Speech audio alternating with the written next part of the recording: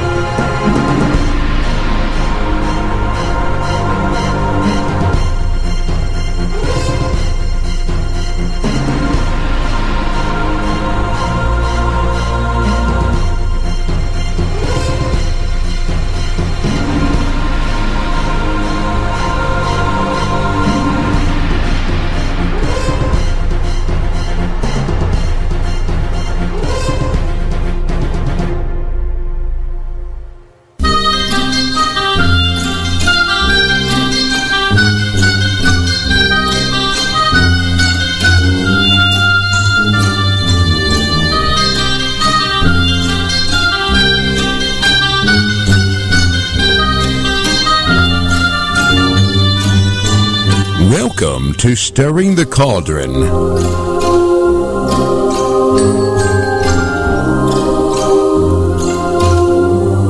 Now, here's your host, Marla Brooks. Hey, merry meet everybody, and welcome to Stirring the Cauldron here on the Para X Radio Network. Where else? I'm opening the song tonight with Cemetery Gates by Midnight Syndicate because my guest is author and medium Steven Scott. And now, the last time he was here, we talked about his book, Working for Spirit.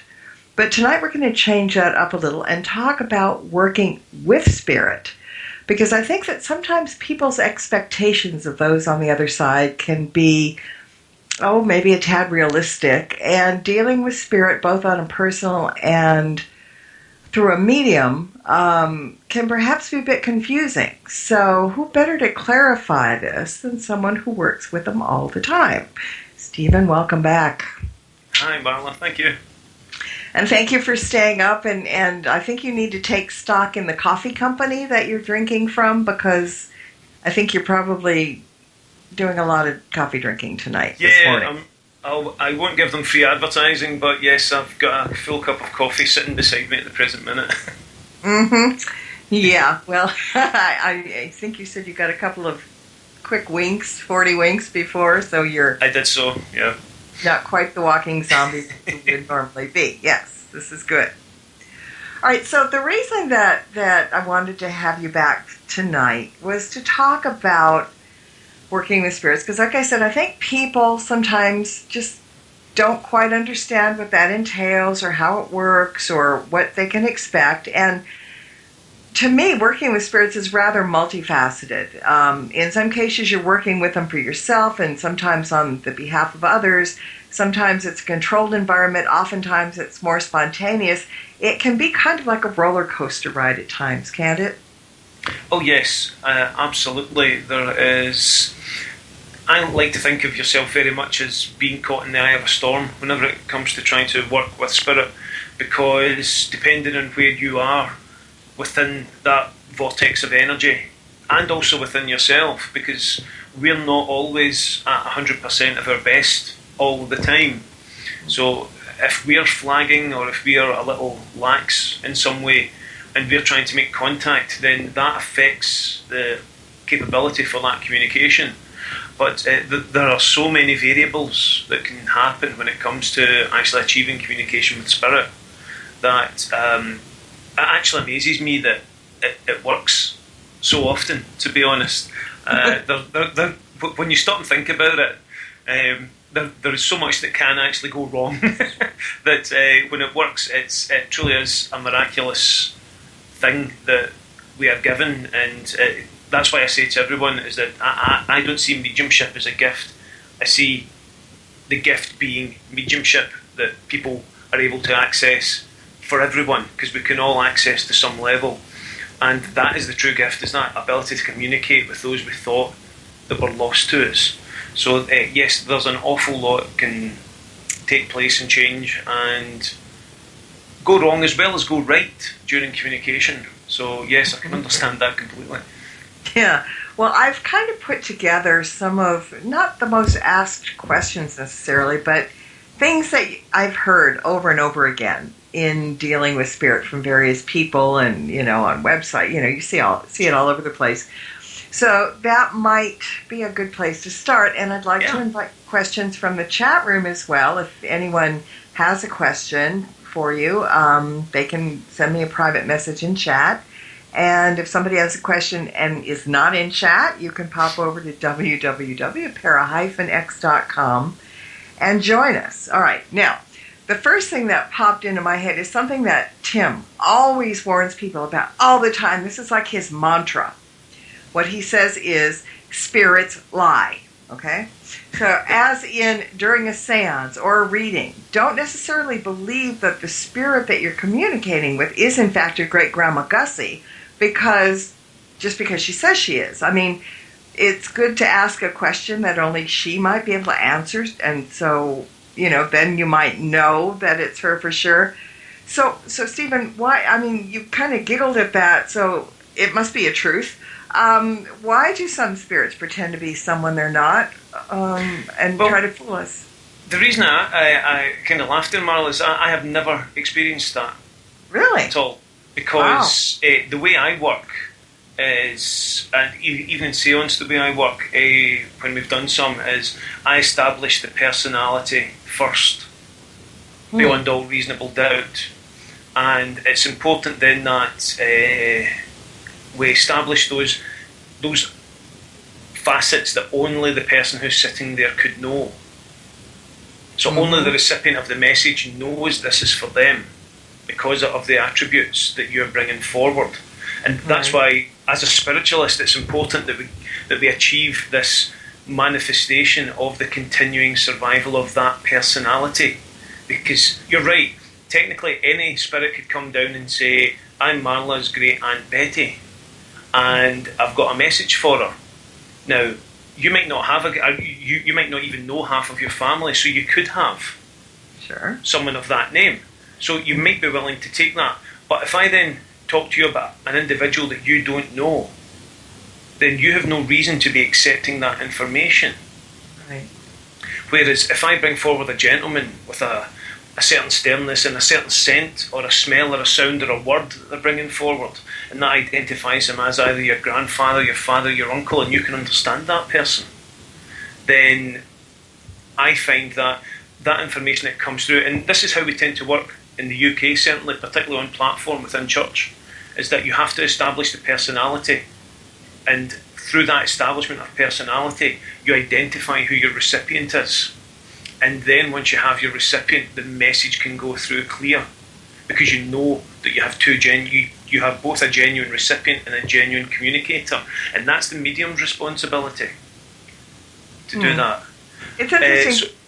No, I'm just, because Tim was just sending a note to me that you're kind of old school and do it slightly different in the UK than we do here. Tim, can you come in for a second and kind of explain what you were telling me, because it really is interesting. Well, what happens now, and what I've seen working with UK mediums that come down to Lilydale, is that they are they're classically trained. They actually work the way that we used to work. When I was a kid, Stephen is 100% right.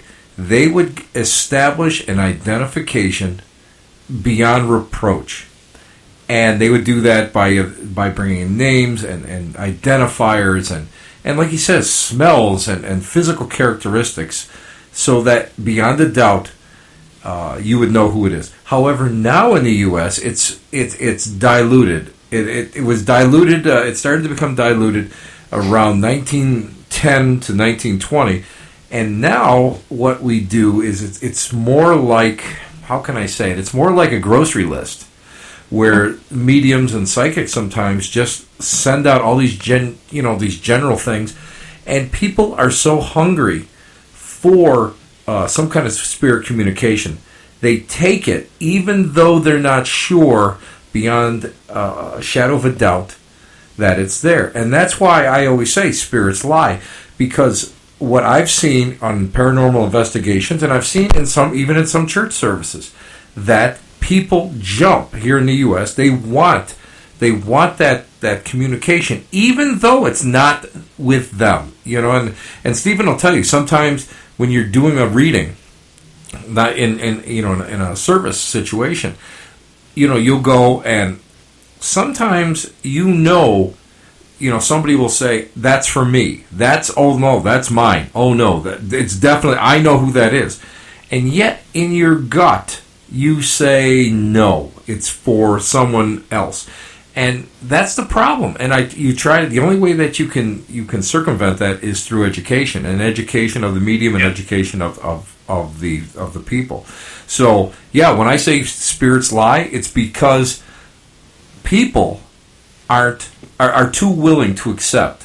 And when I was growing up, we had to bring out identifiers. We had to, in order to get certified, we had to go and have these people write down exactly why they thought that our communication was right from someone they knew. Whereas now, I'm going to be honest with you, it's really sometimes kind of diluted, and they just don't get it. And that's why I love hearing you, Stephen, because you are the way that spiritualists should be now again.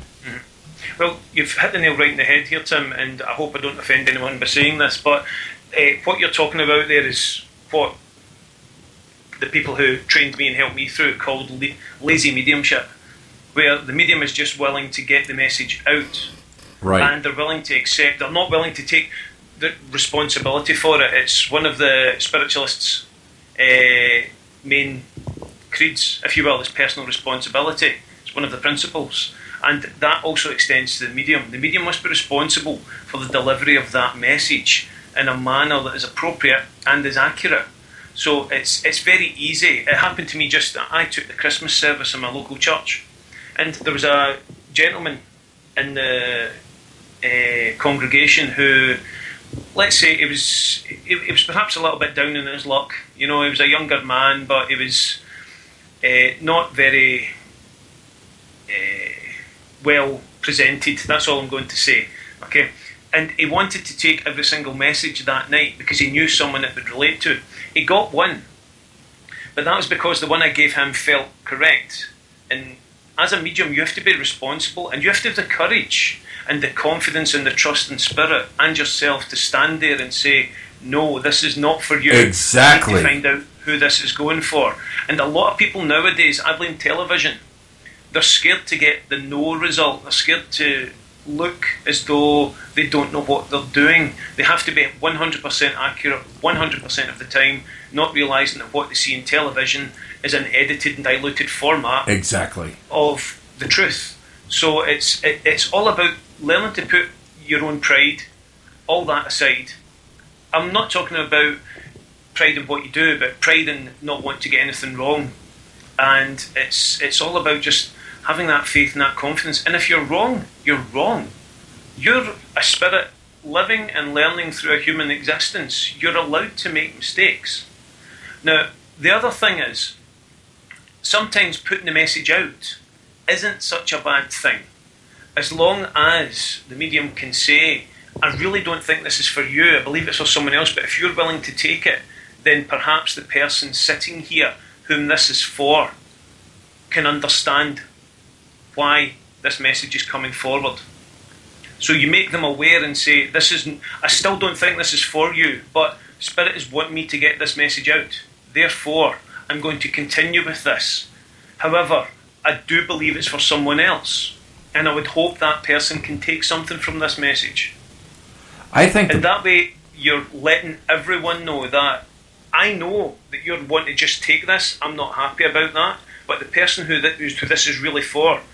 And it's happened to me once where Spirit kept pushing, saying, no, please, get this out. They need to hear this. And I did that. But I did say to everyone there, I still don't think this is for you, but you're willing to work with me here. There will be a part of the message for you, but I believe the majority of it's for someone else. And then the individual that it was for came up and spoke to me at the end of the service and said, I'm really sorry, I was too embarrassed to put my hand up. And that's the way a lot of it is. And people don't realize that. People don't realize that, you get that pull, you almost know where it's going, but yes. Yet it's not zeroing in completely. And it takes, and I'll be honest with you, it takes a lot of courage to stand. First of all, it takes a lot of courage to stand up there and do gallery. But secondly, you've got to be honest. Again, your personal responsibility is something that is hounded into our brains right from when we were at a young age. And you know what? I'm not. If somebody says it's not for me, okay. But here, I'm going to give you this message, and either you take it or don't take it. However, somebody around you probably the message is for. And you know what? Yeah. I always tell my students, don't worry about going up there and saying something or not getting the right person and feeling like an idiot. You make an idiot of yourself 1,000 times a day, all by yourself. But the one thing I can guarantee is Spirit will never make an idiot or a fool out of you. Spirit is what you trust, and if you trust in Spirit, you will get the confidence, and when you have the confidence, then you become a great medium. And that's true. Thank you, Steven, for that, because that is so wonderful. Wow, see, I like it when I can really get a good answer on something and drag poor Tim in when he's probably, out looking for a cookie or something. All right. All right, so we're kind of talking about galleries and stuff. Now, here's another question. If someone comes to you for a private reading, I'm sure that you've had people ask that you bring in a specific person for them to talk to, thinking that it's quite doable. But that's not something you have any control over, is it? No, it's not. You can ask out. What I tend to do is I would say to someone, if you want to have a sitting, then the first half of the sitting we'll see what happens. It could be the person I'm looking for comes through. Mm-hmm. And then but what generally happens is because they've got their mind fixed on one person, that flow of energy between Spirit, the recipient, and through yourself is all broken, because you're bringing forward Grandad and they really want to speak to Dad, and it's there, but it's very staccato in how the information comes through. Then if it's really desperate, I will ask out and we can see what happens, but there's no guarantees. There's absolutely no guarantees. So if somebody comes in with expectations of one particular person and nobody else, they're actually shooting themselves in the foot. They can be. But over here we have regulations for undertaking mediumship, for example. It's part of consumer protection in the UK and Europe. And what you have to do is you have to lay the ground lines down and say, we're going to spend 5 minutes trying to make some connections. If we can't do that, I'll try and spend another couple of minutes only trying to focus on the person you're wanting. If I can't deliver that, then we both walk away from this. That's it, finished. And you lay those ground lines down straight away. Because, as I said, we are governed by consumer protection regulations. The Fraudulent Mediums Act and the Witchcraft Act have basically been set aside in favour of consumer protection now. I think that's really good. I don't know why it's not that way here, because so many people get ripped off. So many people get misinformed, and it doesn't need to be. And there are some people out there who will try and exploit the vulnerable.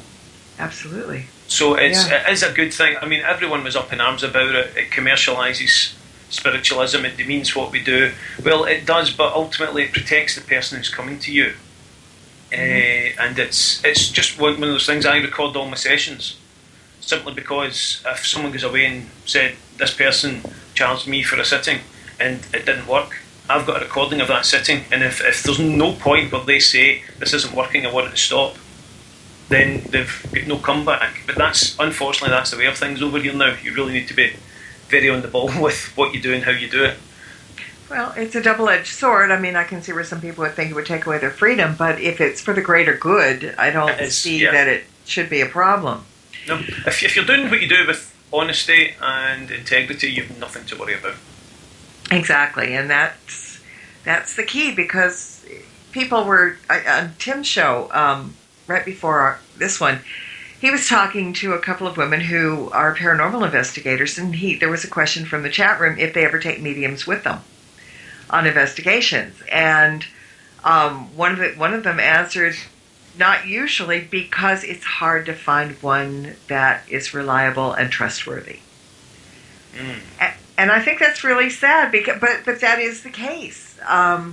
It is hard to find. I'm really hard on people that call themselves psychics or mediums, because for every one good one, there's 100 that aren't. There's 100 that have not been trained. There's 100 that think they're okay. There was some woman in a chat room a long time ago on another network that was boasting that she was a medium and she could do readings, and she was giddy about it. And I said, well, did you study? How did this happen? Oh, I just know that I can, and I do, and people say I'm right. That's not good enough. I mean, really, it's not good enough. Yeah. So it's a shame that they get a bad rap. I think it's a sign of the times just now, Marla, is that I think that everyone wants to find a way in which they can feel special and different. And sadly, things like mediumship has become part of that wholesale bandwagon. And again, I blame television for that. Mediumship's in a very different place now from where it was when I first started. I couldn't get into a circle in my local church. It was like trying to sneak, I don't know, into Alcatraz. Do you know what I mean? You just couldn't get in for love nor money. Then you got in and you thought, oh, how do I get out of this? They're all mad. You couldn't wait to get back out of it. But because it was such a strange turn of events and such a strange way things happened, that you had to learn to do things in a very different way. But then you settle down, and eventually you start to come to terms with what you're engaging with. But and even here, it was very strictly guarded. I would almost say cliquish, to be honest. But it's just the nature of things. And I think, unfortunately, with mediumship and a lot of this, there's an awful lot of ego goes about. And if anyone challenged me on that to say that I'm making that up, I'm not. Sadly, there's a lot of people out there who want to be mediums, who want to have that. I don't know if it's that power or that that power over people, or they want to have that way to feel special and different. Yeah. And I'm sure you get it as well in witchcraft and other disciplines. Oh, sure. And absolutely. it's so easy now for people to go out, buy a pack of cards, sit down, turn over 5 cards, 2 of them happen to be what they're thinking about, and all of a sudden they're a medium. Mm-hmm. And I don't think I'm being harsh putting it like that. There's courses I've seen advertised where you spend a weekend away with someone and you come back and you're a medium. Yeah, just like that. Snap of the fingers. I sat in circle for about 8 years, 9 years, 10 years, I can't remember.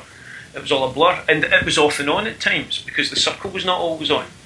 But there was a sense of, just like when if you genuinely do something like witchcraft, it's a discipline. Yes. There's a path and a learning. It's like learning a martial art. You've got to learn the discipline that goes along with it to learn to respect it, so you never need to use it in an inappropriate manner. It's the same type of thing. And you never stop learning. You never stop learning. You're correct. It's always there. Now, personally, I'm more clairaudient than anything else, so I do hear spirit from time to time. I was going to say I hear voices in my head, but that wouldn't sound right. And they're usually random sound bites. For example, and I'm leading up to a question here. a few years ago, I heard this young woman's voice, really loud, screaming in my ear. And she said, I died quickly in the accident. Okay? That's all she said. I tried to respond, ask her who she was, who the message was for, what, poof, she was gone. But I mean, she was so insistent that she said that. Mm-hmm. And you would think that when a message is given, it's because it needs to be delivered. But that's not always the case, is it? It doesn't need to be honest. Generally, again, as a medium and as someone who works specifically within churches, I keep myself switched off. Yes. All the time. I never switch myself on, and I make sure that I'm off all the time. So I used to get things like that myself, where, and it would be something ridiculous. It's only in reflection, when I stopped and thought about it, that I would get a message and then it would disappear, and I couldn't understand why. But then when I stopped and thought about it, a car pulled up behind me, someone got out and walked away. And I can't prove it, but it's my belief that in that moment where your defences are down, you're maybe relaxed, you're not thinking about it, that someone just comes in, sees someone with the potential to deliver that message or who might understand what they're trying to do, quickly say something for the person who's just walked past you, and that moment's gone. You don't know why they're there. They've not had the time to develop that communication and develop that identity yet. And they've just come in, burst that energy at you, said, for example, as you said, I died in that accident, and then that's it. And you're left going, what was that? What's that about? Maybe I'm going, maybe I should go and see the doctor. Whereas it was perhaps intended for someone who literally just popped in and out your life as quickly as the spirit connection did. Mm-hmm. Mm-hmm. Yeah, and it is kind of unnerving, and I do keep shut most of the time too. Every so often something slips out, right? But it was like I stood there and I was shaking my head, and I thought, and she sounded so that it was such an urgent message, and I think, I was like, I feel bad now. I shouldn't have heard that, because I was just, told something that I can't tell who really needs to hear it, and really caused kind of a dilemma. And then I finally had to realize, just walk away. There's nothing else you can do. Walk away. Yeah. What I tend to find is I don't find that spirit do anything without cause. So even though you were told that, it could be that message did reach a recipient. Huh? I mean, right now, I'm sure there's someone sitting there listening to this show thinking, I knew someone that died in an accident, I wonder if that was them. True. So perhaps that message has finally reached its end point. It's just we didn't know how it was going to reach that end point.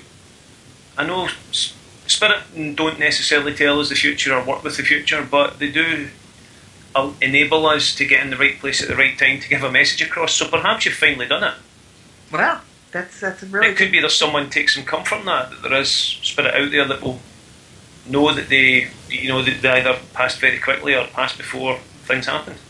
Mm-hmm. Yeah, very, very good point. Thank you for that. So, how do you see spirits? How do they come through to you? Are you clairaudient, clairsentient, Honestly, it depends on how that spirit wants to present itself. Initially, I get clairsentience. It then develops into clairaudience. It then can become clairgustance or clairalience, sights and smells. Mm-hmm. It then starts. It can become a little clairvoyant. I start to get images. For me, it's like looking at. I start to see parts of a 500-piece jigsaw puzzle with about 405 pieces missing when I start to see images. So it's things tend to move about quite a lot. Words, for example, and this is one of the things I love, and this makes me sound like a crackpot. But when you're dealing with that spiritual energy, it's going to sound crazy, but you can sometimes smell emotion. You can sometimes see sounds. Because your five senses, when you take yourself out, when you're working and you expand your auric field and you expand your consciousness away from the physical and into the spiritual, your own brain gets confused. When you try and relay that message back through myself, my own brain can get confused. So I might hear something, but I see it as a colour, for example. And I know that sounds crazy, but it sounds crazy to me, put it that way. And I'm trying to explain it. But essentially what happens is I take my consciousness out of myself as best I can. I step back from the physical, and I try and get as far out to spirit as I possibly can, because they're not going to come to me. You have to at least try and meet them halfway, and that builds up a better communication. So as you start to take your consciousness out, the first thing you feel is that pure tap of spirit energy. And for me, it's like a cooling light. You just get this sensation of a cooling brightness, but it's a brightness that you feel inside. And then through that, you start to get sensations, or I start to get sensations and feelings, emotions. A stray thought might pass through, and it's that emotional connection. It's that emotional connection that you're working with spirit here for someone. It's the compassion between you, spirit, and the person you're wanting to help there that evening that builds that communication. And that's why for me the first initial sensations are feelings, emotions, and things about the person. I can say what the individual was like, how they conducted themselves, how they held themselves, because I'll ask them to come in, and if they feel like it, move my shoulders about a bit, move my legs about a bit, and just I don't mean I shake and vibrate, but I just mean is that they might want to bring my hands closer to my centre and stoop my shoulders slightly as an affectation of themselves. And sometimes that's a bigger indicator to someone than anything else. Or I might ask them just as they come in, feel free to just change the pitch of my voice up or down a little, or speed my words or slow them down, and just work with my energy to get their information across. So it all starts with sensations, feelings, then come the thoughts and emotions, then come the words, then the images, and somewhere in between there you might get the smells, the sights, the sounds, the tastes, things like this. So it's the whole thing. When you open yourself up, and you connect to your spirit within and take that spirit to them, you're trying to meet them on their own level. And I find the translation backwards to you works a lot nicer. You pick up a lot more. It's still like trying to listen to someone talking to you with your head under the water in a bathtub. It's muffled information, it's bitsy, because we're not vibrating at the same level as them. They're sending thousands of packets of information to us, like a download. They're working on what do you call it, fibre optic, and we're still on 45k dial-up. Exactly. So that's why you don't get the whole thing. You're only getting bits and bobs, but the information you do get can be very varied. So for me, it can be a bit of anything, to be honest.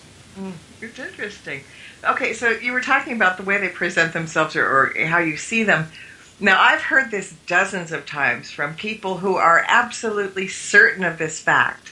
And I kind of roll my eyes and don't say anything, bite my tongue usually. But I've heard this so many times. And I can't figure out where it came from. I can't figure out why it came from, why it even started. But it's the uncommon or not so uncommon belief that all spirits show themselves to us as how they looked when they were 30 years old. Have you heard that? I've heard of it, yes. As an example, I ask, and it's all about, remember, I have to say to everyone is that this is about communication. It's not about sitting back and taking information in. It's a communication. So whenever I'm working, I ask for spirit to present themselves in a manner that the person they're looking for will understand. So I've had spirit come through as children who are now fully grown up. They've continued to grow and expand in spirit. They passed as a child, but there was no point presenting themselves as 30 to their mother, because their mother would never have known them. They present themselves as a child. There would be no point, I'm just hazarding a guess, is that if I brought your grandfather through to you, Marla, for example, and said, he's a 30-year-old man showing me this, you probably didn't know your grandfather when he was 30. No. And you probably couldn't even relate to a photograph of him when he was 30 because your memory, you've probably seen them, but it would take a while to connect. Your grandfather would be better showing himself coming back through in something like his 60s, 70s or 80s, however old, because that's the memory that you know. Then he may take himself back down to a younger age, which does happen sometimes, and it's not as, that's their way of saying, all my problems are gone, I don't have the rickets or the gout or the bad heart, I'm back, I feel fit and strong like I did as a young man, but then they appear back at the age that they were relating to again. So it could be people are seeing that, they're seeing spirit trying to present themselves as, that cancer I had, it's gone. I'm as strong as I was when I was at my prime. And it could be that people, I'm giving them the benefit of the doubt, it could be that people are just interpreting that as such. I don't know, I can't vouch for them, but I ask spirit to come forward at the age that person will understand. Because there's no point bringing them through any other way. Well, and that's what makes sense, but I've heard die hard. No, they only come back as they were when they were 30. I'm like, okay. So I just wanted to know if you heard of that. Sorry, I shouldn't laugh. I've heard it once or twice. I didn't quite believe it till you mentioned it. I can't even remember where I heard it. I've certainly never had anyone say anything like that to me, and I've had people come up with some weird stuff. But no, it's not how it appears to me, to be honest.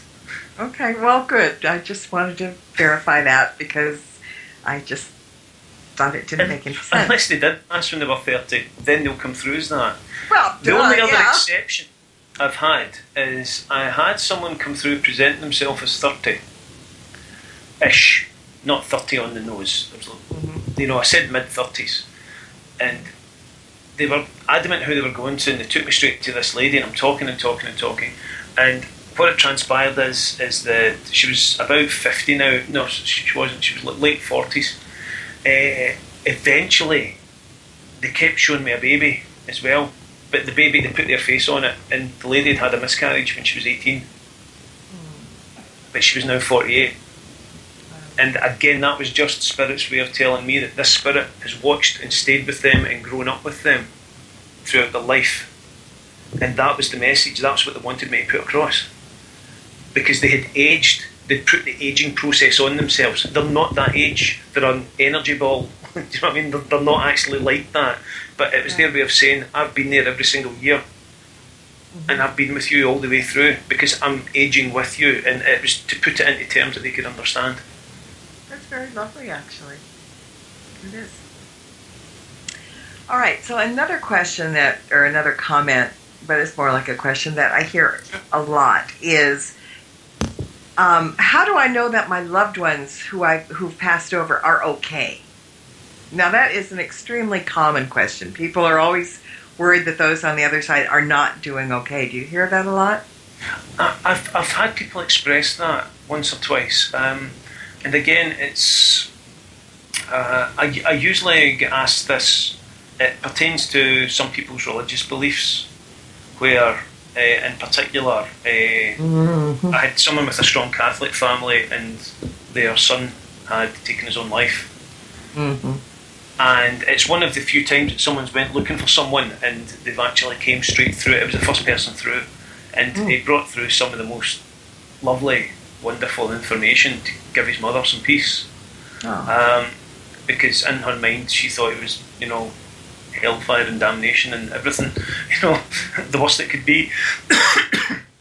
So I often hear that, and for me that's the whole purpose of mediumship and spiritualism, is to show that there is a life beyond this life, that this is just one small phase, that we are human beings in physical body only. We are spiritual entities learning through this human life, and sometimes those lessons we learn are difficult and they're hard, but we come here to learn them, and very often we agree to learn these lessons and to go through the pain, because it's part of what our spirit needs to develop. So it is a common question, as someone has passed, how do we know they're okay? And I always tell people is to look for the everyday spirit and things. Shameless plug of what my next book's title is going to be, by the way. Oh, yay! It's to look for the spirit in it every day. Don't be head in the clouds with it. You know, not every feather that drops on your doorstep is an angel, or it could be a seagull. You know, keep it sensible, but very often when people are sitting in those quiet moments, and generally when they're at their lowest, something will happen. A song comes on the radio, a word appears on television, there's a thought or a sensation or a smell drifts past them that they're unaware of, that that they don't have. No one smokes, but for some reason they smell cigars in the house, and that takes their mind back to their father who used to smoke cigars, because that's more than likely what's happening, is that spirit are around us all the time and they're always watching. Their job's not to interfere, their job's not to guide our hand as we write our lottery numbers. Their job is to watch and observe and to come in and to use that eternal love that we share for everyone, essentially, for all spirit, and to bring that forward at the times when we're needed most. And spirit is around us all the time in some amazing ways. I'm just trying to think of an example. There was an example where and spirit will influence you in many different ways. I was on my way down to a church down south in Scotland, and there was a news item on the radio about a school bus crash and several children had died. And that night I couldn't do anything but bring forward children for people. Now, some people could say that news item influenced my mindset, but I can guarantee that my mindset was not on that, because I personally find bringing children forward one of the most difficult ones to do, because a lot of people are still too emotionally hurt to accept the information, and you have to be very careful when you're working with that. But at the same time, I was put in that position on that road. I was playing music on a CD, and I just had to switch it off. I was changing CDs, the news item come on. If a song had been 10 seconds longer or 10 seconds shorter, I wouldn't have heard it. So, and yet that evening, don't get me wrong, there was a couple of fathers, mothers, the usual, people coming through as well, but for the most part they were wanting to talk about children. And it could be because everyone had heard the news item, their thoughts were on it. But it just shows that spirit are aware and around us all the time. Even our loved ones know that if we hear a news story that upsets us and takes their memory back to a time that was hurtful and difficult, that they will come forward and still let them know everything's okay. That's really good. And somebody was talking in the chat room. It scrolled back, and I don't remember exactly, so I'm going to paraphrase it. But it was something about, do you believe that once somebody on the earth plane passes, if they were sick, if they died, with chronic illness and pain and horrible arthritis or whatever, are they completely healed when they get on the other side? The illness is a physical illness. It's purely the physical. The spirit is not harmed or damaged in any way by the illnesses that we have. And it's a common thing that happens in messages, is that very often I have to deliver to people that their thoughts are stuck in that moment of passing, and yet they had maybe 50, 60, 70 years of life before all that to be remembered, but the thoughts get stuck with that last moment, and that last moment can really trap people in a kind of terrifying way. It's still the last image of a mother, for example, or a father or a brother who's riddled with cancer, and that last instant, that last breath really holds people for a long, long time. Yeah. And very often it's the first thing they want to get out is to say, look at me, and that's when they take themselves back to that younger state. Look at me, I'm dancing about like a fool again.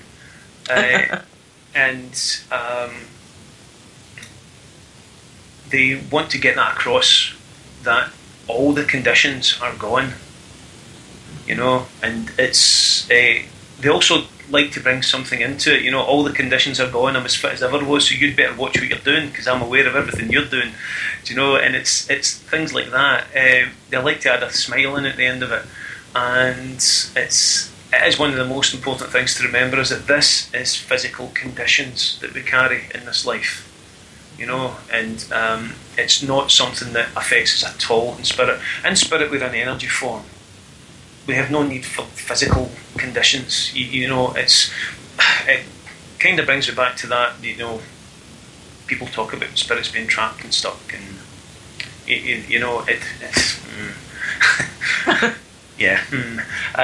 you can't stop energy. It's formless. It's shapeless. It can't be destroyed. It's there. And that's been proven scientifically that you cannot destroy energy. So what you're saying is all those people that are selling ghosts in a bottle are charlatans, right? All those people who are selling ghosts in a bottle are geniuses because they find people to buy them. No, if a ghost can move in and out of a house, why is a piece of glass going to stop it? That's all I'm going to say. Exactly. That's all I'm going to say. I just had to throw that out there. Yeah, absolutely. All right, so, as far as spirit, okay, it's great to know that when they're over on the other side, all the maladies gone. But do they have some kind of a gag order that they can't answer questions completely, certain things? Because we always get, sometimes when you're talking to spirit, you're asking about something specific, about death, about dying, about the afterlife. The answers are very cryptic for the most part. Yes, I find they are, to be honest. I think that, in all honesty, I don't think that when we choose to come here to bring our spirit into a physical form and to learn and to live, our focus needs to be on that. It needs to be on being the best we can for ourselves, for others, trying to learn as much as possible, trying to do as much as possible within the time frame that we have. I always try and say to people, it's not how long you get, it's what you do with the time you're allocated. Mm-hmm. And if we knew beyond all shadow of a doubt and had 100% evidence, if we came down here with a manual that said this is what happens after you've been here, I don't think that would do humanity or any of us a great deal of good, because we are quite fragile and very much we're an easily distracted species. That's all I'm going to say. So a lot of us just wouldn't get on with anything, and I think that the promise of this is what happens after all this, it would have serious repercussions actually, I think, in how people would choose to handle their lives and the problems they face. Mm-hmm. You have chosen to be here to live and learn through all your troubles, and regardless of what they are. So it's important that you maintain that focus and that attitude when you're here, not to be focused on what happens afterwards. And I think that's why it's kept reasonably vague. I mean, don't get me wrong, I've read books on the subject matter about gleaming spires and golden citadels and all sorts of stuff. And I'm like, right, okay, Mm-hmm. One of my favourite authors, H.P. Lovecraft, also wrote about things like that, but he wasn't talking about the afterlife. No, he wasn't. Cyclopean monuments and, squamous creatures. So it all comes down to that. I don't think we're supposed to know, because we have a duty and a task to fulfil here. Never mind wondering about where we're going and what happens, looking for the proof of what happens next. It's nice to get that recognition and to know that everyone that we care about is safe. But deep down, as a spirit, if we tap into our own spirit, we know they're safe. If we have confidence and the courage, as Tim said earlier, to tap into the spirit within each and every one of us, we get that love back that lets us know that everything's okay. Everything around us, the people we care about, are okay. So it's a difficult one, because I've seen some things that make some sort of sense, and I've seen things that make no sense. I've read things from the early days of spiritualism talking about parallel worlds to this, talking about various things. It's not up, it's not down, it's sideways, things like that. Everything you get here is replicated over there. Right. I hope not. I don't want to go to Spirit and then have a 9-to-5 job, to be honest. I hope not. That would be a letdown. Yeah, it would. Yeah. It's a whole Scrooge and Marley situation. That you pass, you move over, and there's your desk sitting waiting for you. Hey, wait a minute! I didn't sign up for this. With the same boss, that'd be horrific. No, I think it's just is that. I don't think that we're supposed to know that while we're here. And to be honest, it's not something that I dwell upon at all. And if people, I've had people ask me about it. What's it like over there? As if I've been. I'm like, I don't know. But not yet. But you'll come back and tell them, right? Yeah. Am I wearing ruby red slippers? I think not. Yeah, that's a good thing. That's a good thing. All right. One final short question, and then I want to find out about your new book and what's going on. People have talked a lot about talking to their loved ones on the other side, and they're not sure whether or not they are heard. And other people will say, well, absolutely, if you mention that name, you will bring that spirit down. So basically, when a friend or loved one who has passed and we're talking about them, do they hear us? Yes, they do. I can say that with complete confidence. I just recently delivered a couple of messages, and that was actually the context of it. It was at the Christmas service again, where people had been talking. One spirit was actually quite talkative, very clear actually. Their energy was very close to mine, and was actually even able to say what they were talking about when they were thinking of their mother at the time. So I know they hear us. I can't prove it to anyone who's listening, unfortunately. It's all about faith, and it's all about that knowledge. What they can do is just ask out for that sign of something that they do every day. Don't ask out for lottery numbers. Don't ask out for a new car. I don't mean that. It's about just asking out for that connection once again. But it has to be done genuinely. It has to be done from a position of love and wanting to experience the energy of that person once again. It's not enough to just say, I wish my dad was here for 2 minutes just to sit and talk. And then you get so caught up in the thoughts that you shut yourself off. And somewhere round about you, perhaps in the favourite chair that you've still got, there's that energy starting to manifest. It won't appear in front of you. Your dad's not suddenly going to go poof and appear like the genie of the lamp in front of you. But you'll get the sensations, you'll maybe get that. And you have to be aware of your own feelings. You have to be aware of what you're sensing in you. Exactly. Because if you're not working on you and aware of what's going on in you, then you're going to miss it. Just what I was going to say. Yeah. Yeah, there's people out there who will say, well, that's just psychology. Well, psychology is the power of the mind, and the mind's a very powerful tool. And it's beyond the mind. It's a spiritual feeling. It's not just a stray thought. And I would urge anyone out there who wants to try to do it. And I will say this right now: you will never bring anything bad in. Keep yourself in a loving position and just stop and think about someone you miss. Send your thoughts into your heart, into your very soul. Take a few breaths, and just allow their energy to touch you for a second and see how you feel. Perfect. And that's a really great way to get out and end this show. Really, really quickly, you're writing the book now, or is it due out anytime soon? Oh no, it's a work in progress. It's in the very early stages. It's all planned out, but it's about things like that. It's about how spirit comes to us in the everyday world, and very often how we choose to completely ignore it and walk on by. And it's got some, it's like my last book, it's got some stories, it's got some anecdotes, it's got personal experiences in there as well of where things like this have happened. Some very personal moments in there as well. So it's, it will be interesting, but give me probably a year or so away.